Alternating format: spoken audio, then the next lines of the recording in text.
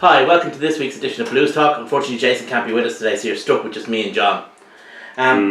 Yes, hopefully the lights stay on for the duration of the show, we'll come to that anyway. So, Leinster played Glasgow in the RDS at the weekend. It was kind of a game of two halves, Brian. We took a bonus point, but, you know. A game of many halves. I can't believe we got a bonus point win out of that. Like, we were so comfortably ahead, everything was looking so good, and it was just a case of how much will we win by, and then all of a sudden, took our eye off the ball. Glasgow came out of nowhere and ended up in front, and we had to bring Joey Carberry on to settle us down. And Great husband from Joey Carberry to knock over that penalty. Wasn't a gimme. No, it was not. It wasn't really hard, but it wasn't a gimme. No. So, you know, it wasn't Dan Bigger from the sideline in the 2012 final, kind of hard, but don't remind me of that. It was pretty hard. So, job done, and you know, job was done in fairness before we went in there. But losing our league record at home would not have been acceptable. That's something you want to go into. Something you want to go into a playoff series with that on your mind. I mean, we won the first half 23-6, and we all thought, "Oh, this is great, we're flying!" And some of the rugby was excellent, and I thought again, Noel Reid showed when he came on for Tom Daly, his passing of the ball. He's got magic hands. He really has. Yeah. But then, you know, second half, I think Glasgow kind of upskilled their team from the bench. Yeah, they did, and I mean, they're a very good team in fairness. They're great at passing the ball in that kind of Connacht style, or maybe Connacht do it in the Glasgow style, whatever it is. They both do it in a Waikato Chief style, or maybe they both do it in a Leinster style, John. We can keep going around in this circle, but they're both getting the two halves of the same coaching team next year. So that's right. That would be very interesting. But yeah, they came back and they were looking decent, but in fairness, they've nothing to play for. Yeah. If they win by a bunch, they're still coming sixth, and they can't come seventh, and they can't come fifth, and even if they did come fifth, it's not exactly a big deal. So it must be hard to motivate yourself away in the RDS against Leinster, but they managed it, and they nearly pulled off a big victory. That's the one thing I remember hearing them interviewed because I think they've only beaten us once before in the RDS, and I remember it being a big deal for them at the time. Yeah, it was. I remember that. Yeah. It was again in a league game. We blew them away in the final that year, but it was in a league game, and they were really happy to get the win in the RDS. So you could see once they got close to it that they had a bit of skin in the game there. All right, you know, and we obviously just lost a bit of focus. And in fairness, we didn't have an amazing bench. Like we did have like a Jack McGrath on it, who we'll get to later. I'm sure. We will talk about that. But we did have a fairly. I mean, there were some good guys on it, but it was a shallow bench, and we made a lot of changes, and there were disruptions with injuries and stuff like that. Yeah. Poor old Dominic Ryan. That's what I was going to say. Probably his last game for Leinster, with the injury he has. Yeah. Very sad that it's very, very sad that a player, only a young player, is leaving the club. He's a player that a lot of people had a real emotional attachment to because of the way he played the game. He was very physical. He was very hard. Lad, right? Probably, maybe could have been a bit brighter on the pitch. But you know, you couldn't. People. Oh yeah, you could never ever question his commitment. Never. No. And it's a pity his career was so injury disrupted as well, because he was having a really good streak in the maybe 2011 onwards for a year or two. Then he just seemed to get hit with injuries, and I don't think they did him any favours in terms of his pace or his stuff like that. Because he was really quick. He was genuinely quick. For a blindside, he was very, very fast. So he always had the big hits, like from his first appearance for Leinster, where he concussed himself against Chris Concussiter, and I don't think the referee believed he could hit somebody that hard legally, so sin binned him just in case. I think he sin binned him for not rolling away, because I think he was actually out for a minute because he put his head in the wrong place on the tackle, and I think he hit him a bit hard. But from that day on, he was a serious hitter. Cheika never rated him, but as soon as Joe Schmidt got in, I think he only had one or two games for Cheika, but as soon as Joe Schmidt came in, he was off and running, and we were talking about him as a big star. Yeah. And I think he probably would have been if it hadn't been for those injuries. Well, the combination of the injuries, and he was in, perhaps the most competitive position in the entire Leinster, or set of positions in the entire, maybe in Irish rugby, which is the Leinster back row. Yeah. I mean, the guy. I don't know where he's going or what he has planned. I haven't heard anyway, but I don't see him having any problems picking up a top Pro 12 or Aviva Premiership club if he wants one, or even top 14. Well, I don't think he's heading to Ulster because they're crying out for guys like him, and I'd say he'd walk into their Heineken Cup 23 for sure. Even with the two South African boys they're going to have. And maybe anyone else, John? Anyone else? Maybe big Jim Hamilton in the back five of their Really? pack. That's a thing. It might be announced before this episode goes up, but it looks like he tweeted it and then retracted his tweet. So you might have heard it here first, perhaps. Yeah, if it had been broadcasting live, you might have heard it here first. But yeah, that'd be an interesting move. Lots of non-Ulster people in the back five of their pack, which is probably a good thing. We'll come to Ulster. We'll come to Ulster in a little bit because we'll be discussing their game against the Ospreys. Yeah. But when we take a look at perhaps Dominic's one of his last actions, certainly his last highlight. Yeah, it was great that he got the try. Yeah, I think it was. Yeah, it's kind of fitting. The only thing that could have made it better was if Rossi got a try as well. Yeah. He got all the attention, Mike Ross, I think. He did, yeah. I did actually think it was a bit unfair. I mean, I did think it was a bit unfair though for Ryan because he deserved a bit of. Let's not forget. Yeah. It was probably Kirshner's last game, and speaking of the devil, I'd say Kirshner will have another run out for us anyway. You wouldn't know. Nice bit of play that. It was lovely inside ball there. Yeah, we were off and running 4 minutes and we're cruising. And Dominic Ryan gets it. He runs a good trailing run, in fairness. Yeah. So it was Kirshner's break, and he's just in the right place at the right time. He's loitering with intent in the first place. Yeah. And then follows up because he very cleverly, in fairness to him, he makes a legal block. Yeah. Well, there was no stopping him anyway. That lad had no chance of stopping him. He was rolling over him. Yeah, so nice to see him get a send out with a try. In fairness, and I hope he gets a good club. I've no doubt whatsoever. I'd say he'll have no problems getting a club either in Celtic England or France. To be honest with you. Yeah. Try go over with Donnacha Ryan. Sorry, Leinster wannabe Donnacha Ryan. You're not letting that one go, are you? I am not. Oh, it's delicious, John. This is, I think, fast becoming. If you want to score tries for Leinster, I think the best thing you can do is just follow Adam Byrne. Yeah. I think it's fast becoming. Do you remember Josh Kronfeld used to just follow John Loam around and scored loads of tries out of it? Yeah. I think it's fast becoming Leinster's version of it. Yeah, because he's good in the yellow offload as well, Adam, isn't he? Well, we'll see it later on for Kirshner's try. It did look. Before the replay, it did look like there was a bit of forward knock-on-y passiness going on here. But when you look back at it, and look very closely, it was the Glasgow player that it came off. Also, you'll see that Byrne's hands go backwards at all times. They don't go forwards. But as it happens, it hits the Glasgow player anyway, so it's nice and clear. Nice bit of opportunism from Murray O'Loughlin. Yeah. Who I'd say will reflect very well. That's his 10th try this season, I think. Wow. I'm not certain of that, but I'd say he'll reflect very well on the season and think, yeah, that's not bad. Oh, he's been a great find this season. As we always say on this show, those lads that played Ulster up in wherever the hell it was. Navan. They were the guys who were the stars of the show this year. Yeah. A guy I have a huge amount of time for actually because I think he's a super prop. And we're very lucky to have yet another one off the production line is Peter Daly. Yeah. He's great, and he's a very big lad as well. He doesn't necessarily look it when you see him on the pitch, but he's a big solid. He's a bit of a behemoth. Yeah. What was it that said in for his age, Dogs, behemoth. He's just to see, not interesting to see Rory Maloney there. I think he's a guy who's playing really, really well at the moment. Ross Maloney, what did I say, Rory? Ross Maloney. I think he's playing really, really well at the moment. Yeah, he had a bit of a dip there a month or two ago, but yeah, he's coming back out of it very well.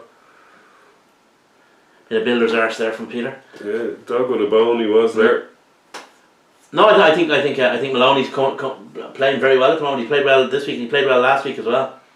Yeah, but he's always going to be like he's that bit younger and lighter Yeah. than he needs to be a second row. And let's face it, most of them don't hit any kind of a prime until they're 27 or He's so. got plenty of time to put on the bulk and put on the muscle. What Leinster have to do is be careful not to over stress his frame. And also not to spoil his pace or his hands Yeah, or all the good stuff, you know. Because there is an optimum weight for a player, and if you go over that, you know, you can. Okay, it's a huge deal for a Brian O'Driscoll if they're 5 kilos too heavy. That's one thing. But even for a second row, if you're just that, remember Kevin McLaughlin tried to bulk up and get into the second row, and he just never felt right at the weight once he put on a few extra pounds. So you got to find that optimum weight that suits you and suits your game. And yet another try. Now look at this pass. Awesome. And then great awareness from Adam Byrne, and again good tracking from Kirshner, who's really come into it. He's really shown his value at the tail end of this season, hasn't he? Mm-hmm. I think we're seeing now what we're going to miss when he leaves. Yeah. He's been much maligned. He has been much maligned. I think he's been unfairly maligned. He hasn't always been as consistently, putting it in as he could be, but he seems to have. He seems to have really come into his own. You can't fault his commitment any time I've seen him in the last few months,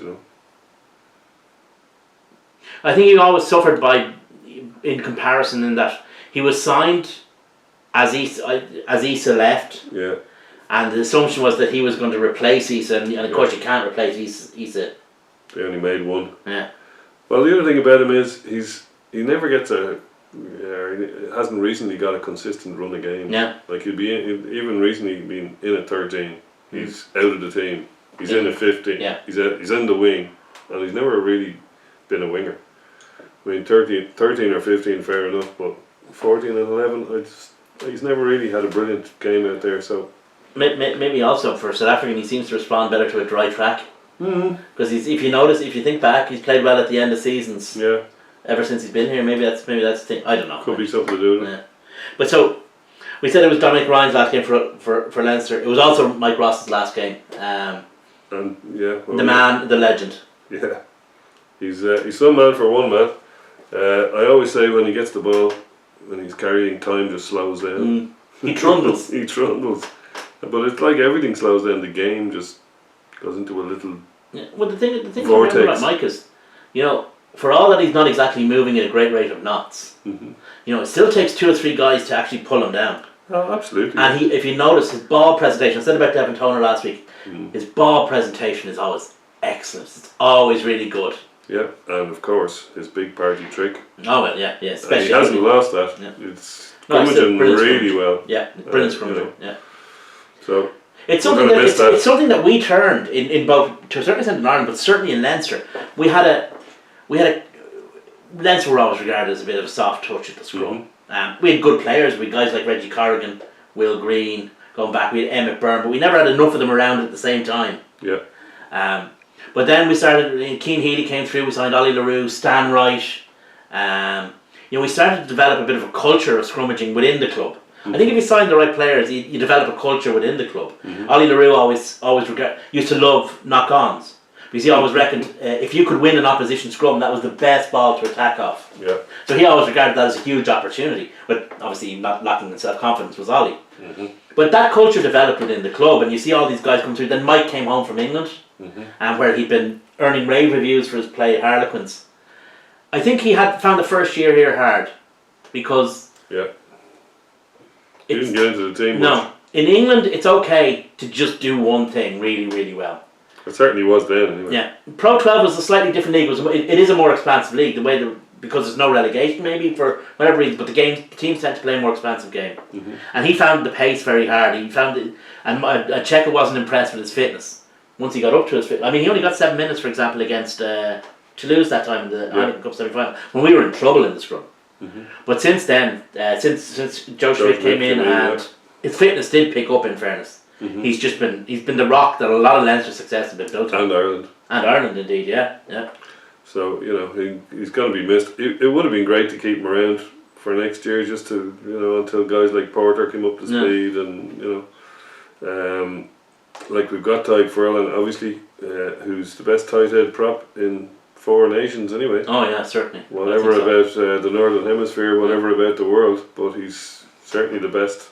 He's going to start for the Lions pretty. Oh yeah. I don't Unless think he there's gets any question injured. about So behind him, we've got Michael Bent, who has never let us down and has done a good job at tight head. I always refer back to the game in Cast when it was 30 degrees in the stand, and I think we won it with 15 points from the boot of Ian Madigan, and he held up the scrum, really kind of made the game for us there.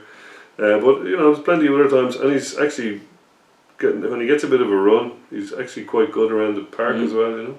But that's part of that culture of scrummaging, though, isn't it? Really. So, and it might help engender that. Behind him, though, you've got Lockman, Heffernan, and now Andrew Porter. So they're very callow. So if Tyke Furlong is going to get a big rest after the Lions, you've got Michael Bent and somebody very callow, whichever of them it is. So we're Mike Ross would be it'd be nice if he could have hung on. It'd be nice if he could have even got it. People the first 3 months of the season. People were always saying that, but I was always because the one thing he's a world class scrummager, but he's a world class geek as well. Yeah. And I always had the suspicion that he'd go into technology. I always did. I always said it.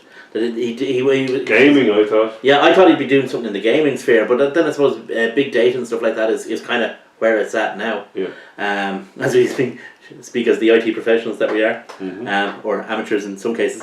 But so I mean, but Mike engendered this culture, in part in the club. Of course. And he kind of bridged the gap, I think, in rugby, in that we went from a period where tight head props were power guys. And the power was all important because there was the hit was more important than the actual struggle. The initial hit was huge. See, guys like John Hayes were ideal for that. And Mike played in that era too. And Kyle Hearn, Mike played in that era too and was successful in it. But then we had when they changed the engagement, you had a real kind of a return, if you like, to proper scrummaging. And he just soared. He ate it up. Yeah. Absolutely. Very sad to see him go. Yeah. Hey. And one thing you don't actually, you see him out on the pitch, you don't realise just how big he actually is. He is a big man. Physically big. I mean, he's tall and he's 6'2", yeah, he's a big guy. I saw him I was in the bridge after the match and he was in there meeting some friends. And he's a physically massive, very physically imposing. Much more imposing than somebody like Dev or Hayden Triggs who are, relatively thin. He's physically huge. Well, you could just fall and you'd be dead. You didn't even have to hit it. So who impressed you for Leinster against Glasgow? I was impressed with Noel Reid when he came on. I was impressed with Carberry's little cameo at the end. I mean, in the pack, there was a few impressive performances. Dooley was very good, and perhaps not as it wasn't as big a shining example of back row play as we're used to, but we were taking them apart in the back row as well in the early stages of the game. So there was quite a few decent performances. Timmins did well, I thought, when he came on. Yeah.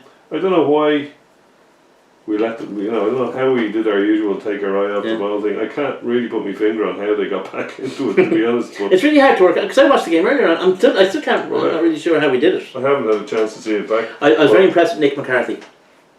At scrum half, he's a guy. I actually forgot about him. Yeah, he won the man of the match. He's a guy that I've been impressed with now. I've seen him a couple of times playing A matches and little cameos for Leinster. He's a guy with a big future. I think so, yeah. If you remember back at the beginning of the season, not that I don't have a problem with the project player system, but I didn't think we needed Gibson Park because I thought that with McCarthy and McGrath, we had two perfectly good scrum halves. Well, I don't know. I wasn't as confident as you. Losing Redden and Boss at the same time. In fairness, you have to. I mean, there's nothing wrong with braces in the belt in terms of select. And the thing is, I mean, Luke McGrath has kind of pushed himself up into national selection, so maybe he's going to be away a lot more. So maybe it's the right call. Anyway, we'll turn our attention north to next week's opponents, who were Ulster, who were playing Ospreys. Ospreys beat them 24-10. Ulster got a late try, which kind of put a bit of I mean, it did shine a turd a bit. They were awful, really. I mean, they created chances and they created line breaks a bit, but Jesus, they were shocking. They couldn't finish them off. Well, if there was a decision to be made, they took the wrong one. Yeah, they just have this thing. They're very hard to. I suppose because of no real ball carriers in the pack, they find it very hard to actually get over the line.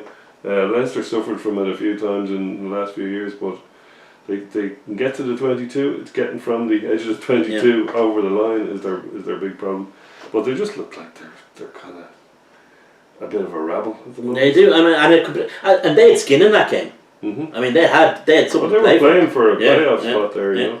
And now we were just looking at it before we came on air, as the professionals say. They have to beat Leinster about 50-0, and Ospreys have to lose about 20-0 for them to get into the playoffs now. So it's only a mathematical chance because if either of those things happen, certainly if they beat Leinster 50-0, no matter what team they put in, I will be scraped up off the floor of Ravenhill. I watched Hidden Figures at the weekend, Okay. the film about the contribution of African American women to the American space program. Okay. In terms of their mathematical ability, and they would have problems doing the sums that would get Ulster into the playoffs at this stage. Wow. I mean, it's a mathematical possibility, but it's over for them really. Yeah. And you know, it's another season. Another season goes by where there was a lot of talk about, you know, at the beginning of the season, Ulster were, you know, there was a lot of confidence that Charles Piatow had arrived, and all that kind of stuff, and yet again it's fallen off. And different coaches come in, people come, people go, you know, but Players, the problem still coaches. remains. Is the organisation itself inherently dysfunctional up there? There's a lot of stuff going on there. Like there's the blame. I don't think Doak and Clark have got on for a long time. I don't think they were speaking to each other, is what I've heard. May not be true. And Les Kiss, in my opinion, doesn't seem to be able to knock their heads together, or doesn't seem to be able to pull the thing together into a whole. He's always been rated as a good defence coach, a good backs coach, a good attack coach as well when he switched around for Ireland. But is he a head coach? That's Not the sure. question, yeah. Not sure. I'm not sure he has the shit kicking ability to. You also have to have an ability, an ability to see the bigger picture when you're a head coach. Yeah. That maybe as a unit coach you don't necessarily need. But in fairness to him, he's coming in to an organisation that is it's pretty a dysfunctional organisation. Their academy isn't going right. They haven't produced a decent forward since, apart from Ian Henderson, since probably Ferris. No. Well, I mean, you look at it, the two decent forwards are Henderson and Sean Reedy, and Sean Reedy came from an external source. Yeah. Actually, in fairness, he did play well at the weekend. Yeah, he's good. He's very good, and he's consistent. Yeah. And he's the guy that Joe Schmidt, I think, would have a lot of time for. Yeah, but there's, you know, in terms of their academy and their organisation, there doesn't seem to be a lot going on. Their schools, and we always say it about they go away to college, so they lose a lot of players who go to the rest of the United Kingdom. Yes, and that's something you have to remember. I mean, we do tend to forget that sometimes. Would there be something to be said for? I mean, the IRFU stepped in. Yeah, I think they said for another masthead, another service. The IRFU meeting. Yeah, the IRFU stepped in to Munster and took over their academy. Yeah. And gave it a right kick up the arse, and now it seems to be motoring along quite nicely. Thank you very much. And Connacht's academy. And Connacht's academy is going. Well, Connacht were part. That Connacht academy was part of a long-term project going back 10 years to hothouse rugby in Connacht, and they needed, because what they needed was schools, so they started. I mean, it's another thing, but you know that academy is the tip of a very long built iceberg. But in Ulster, they have the raw material there. They have the structure, in terms of, you know, they have the structure in terms of being able to produce raw material for the academy. It's not all that different from Leinster's, but it's not doing it. There's less big teams. They have less big teams, but they still have teams. them. And maybe if the IRFU went in there and, you know, sent somebody in like they did and just took over and just cleared the decks, somebody who has no loyalty to anything. You know, except, you know, the end game might be. Yeah, well, it's hard to know where to, like, Les Kiss was allegedly that person. Yeah, that's true. You know, and, you know, that hasn't worked out yet anyway. It remains to be seen. But it's an odd collection of coaches there next year. You've got Dwayne Peel. Yeah. You've got and I'm not slagging any of them. It's the It's combination. an eclectic selection. Yeah. You've got Jono Gibbs coming in now. Everybody's looking to Jono Gibbs to be the kick-ass fella who's going to sort out their pack. But is he even coming in as head coach? Who knows? Or is he just coming in as a forward coach? I don't know. I don't know. I don't know what he's coming in. I don't know what the structure is up there. I don't know what. And there's three guys that have never worked together before: Dwayne Peel, Jono Gibbs, and Les Kiss. So how are they going to get on? Is there going to be another coach, a skills coach? Who else is?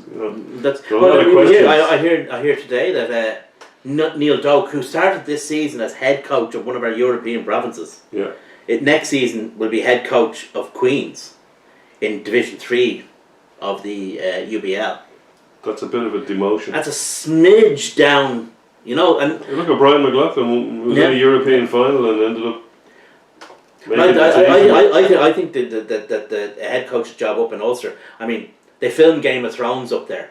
And it's a bit like that. I mean, the Game of Thrones, you play to win or you die. There's less tits in it than Game of Thrones, I'd say. I wouldn't be quite certain of that. Well. Anyway, tits. moving west, Connacht took on the Scarlets. Yeah. Scarlets gave them a bit of a splanking. 5 tries to 1. Didn't see the game in fairness, but it didn't sound. But here's the thing. The mood music from it didn't sound great. Connacht have absolutely nothing to play for.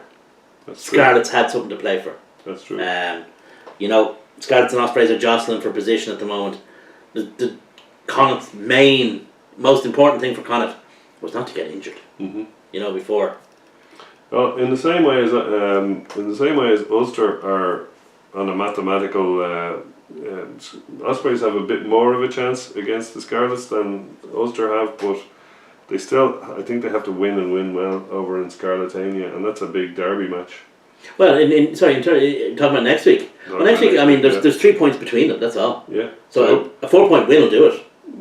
Yeah, but if the other lads get 4 points and no. Yeah, a 4 point. That's what I mean. A 4-point win. Whether it's a 4-0 or 5-1, it's a 4-point win. But if the Scarlets have more wins, so all they have to do is hang on to the coattails, and they'll be. You know, if it's level on points at the end, but I mean, the situation is a 4-point win for Ospreys puts them in third.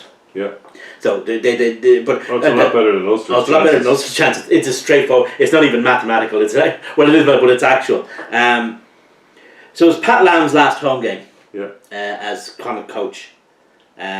His last regular season home game. Was there a tear in the eye? There seemed to be a tear in the eye. Of course, if I was going to spend next year playing Doncaster and Ealing Trail finals, I'd be crying as well. Yeah, but if somebody was backing an Arctic full of money up to your hall door to do it, well, there you see, that's the thing. I mean, you might get over that. It's still a mad feeling. decision. I mean, there's obviously as a professional, there's two things besides being a professional. You have to do your job. You have to get paid for your job. So he's getting paid for his job. But where's he doing his job? Well, the man himself said it. You know, his dad died when he was roughly his age. His granddad died when he was roughly his age. Both of them with heart problems, and he's known to have heart problems. So, you know, he could be gone in a year. In terms of, I'm not saying he will be, and hope he won't. But he's got to look after his family. I have no problem. I have no problems with that. I just think he could have done better for himself. I mean, he was. Could have done better from a rugby point of view. Yeah, that's what I mean. From a money point of view, I think he could have done as well. I think with what he'd done in Connacht, in terms of winning the Pro 12 at Connacht, I don't think he would have any shortage of job offers. Very hard to resist. He was there 5 years. Arctic full of money. He was No, he didn't finish his 5 years. Yeah. I think this is his fourth. Legacy. Well, geez, you gave him a Pro 12. Yeah. You can't that's the first bit of silverware they've won in their history, pretty much. So. You can't top that. Like, they can't take it away from them either. No. Their name is on that cup for all time. The stand named after him. Exactly. So you know, I fair play to them, and they're also replacing them with a fairly decent. Oh, they are, yeah. What he's done as well is apart from that now. Apart from the winning the Pro 12, what he's done is he's made Connacht into a team that could attract a coach like Kieran Keane. Yeah, that's true. Because they're a team that one would consider to be live contenders for a Pro 12 at least, and with a good chance of getting into Europe. So maybe that's another part of his legacy. It's not what he's won. It's how he set the team up going forward in terms of its reputation. Yeah. Anyway, rest of the results. Treviso lost 14-34 to Munster, a game I didn't see and had no interest in watching. No. Your team. your team, Cardiff, had a bit of a squeaky bum time against Zebre, won by 6 points. I heard that alright. They were way ahead and then Zebre came back to within 6 points. The interesting thing is, then the bottom of the league, that the winner of the Italian Derby will almost certainly overtake the Dragons. So the Dragons are playing Cardiff. They're playing Cardiff in Caerphilly. Yes, that's right. I was going to mention that actually when we came to it. Yeah. Caerphilly is 8 miles north of Cardiff. There's a Leinster friend of mine who lives there, and I've stayed there. It's a lovely part of the world. Lovely castle, actually. Is the hatred of Cardiff not very strong there, though? I don't think they're that pushed about Cardiff or the Dragons, so they might not sell the ground out. It's real kind of Cardiff are most likely to turn them over. They played. It's a home game for the Dragons. Yeah, well, it's not in Rodney Parade. Dragons played Edinburgh this year in Mireside, and Edinburgh won 24-20 in what I'm calling the Who Gives a Fuck Derby. Yeah, well, they were losing up until I think they scored a try in the 70 or 82nd minute to win that one. Dragons were ahead, so it's a battle of the two shittest teams. Two teams really that only the Predator could see. You know, that kind of way. They're just so bland and contribute almost. I mean, people talk about Italian teams, but at least Italian teams contribute, you know, being in Italy to the league. I mean, as opposed to Newport. But Newport, I actually like Newport and I like Edinburgh, but in terms of their teams contribute actually nothing. If they stood against, people can't see here, but the walls in this room are painted magnolia. If their team stood against the walls, you wouldn't see them because they're just so bland. They're the milk pudding of rugby, both those teams. Yeah. And one of them is going to finish, because they lost that game, they're going to finish behind an Italian team, which is that the first time ever? No, I think one of them. As you would say, bad cess. I think Treviso might have not finished second last one of the years. I can't remember, to be honest, but